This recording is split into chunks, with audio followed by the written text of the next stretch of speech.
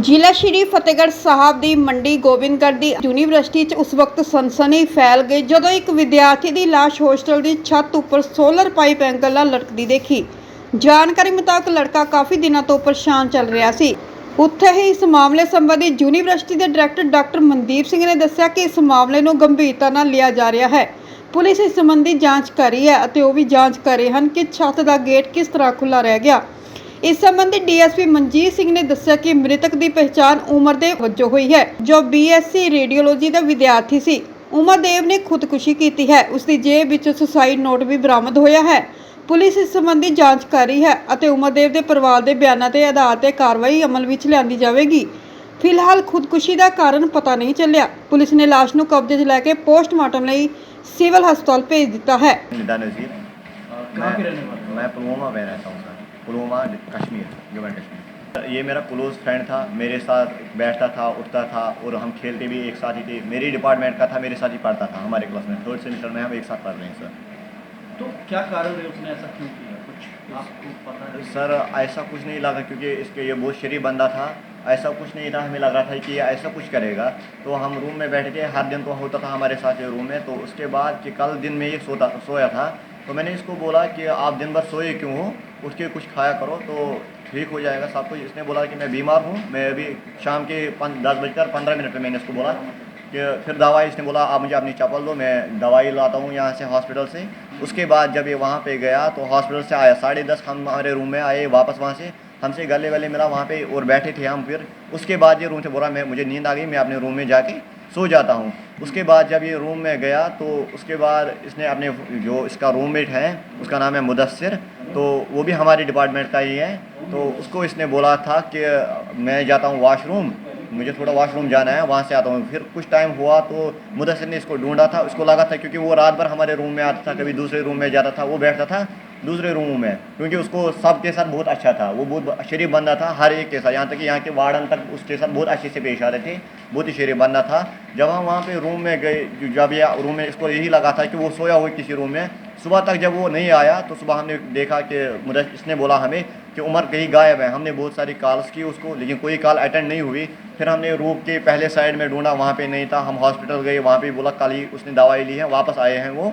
तो उसके बाद क्या हुआ कि कुछ टाइम बाद हुए लगभग 9:15 तो हमारे रूम में इसका रूममेट आया। वो दौड़ते हुए आया, बोल रहा है कि निदा उमर ने सुसाइड किया है। मैं दौड़ के ऐसे ही ऊपर चला गया तो मैंने उसको लटके हुए देखा टाई के साथ। इसने जो पैनल्स हैं सोलर पैनल उसके साथ लटका हुआ था वहाँ पे। लेकिन बात जो है एक इसकी डिप्रेशन थी। डिप्रेशन ये बोल रहा था बार बार कि मुझे टेंशन है, मुझे टेंशन है, लेकिन ये समझ नहीं आ रहा किस बात की टेंशन है। ये कोई का ये पता नहीं लग पा रहा है अभी तक ऐसा, क्योंकि इसके चेहरे से या उसके बातों से ऐसा नहीं लग रहा था कि ये सुसाइड करेगा। ये जो मोबाइल की जो लास्ट कॉल वो गर्लफ्रेंड के साथ बात थी, शायद वही जो हम टारगेट कर रहे हैं कि गर्लफ्रेंड का एक मसला है, जो हमारे जहन से वही मसला है। Doctor Mandeep Singh, director academics RIMT university.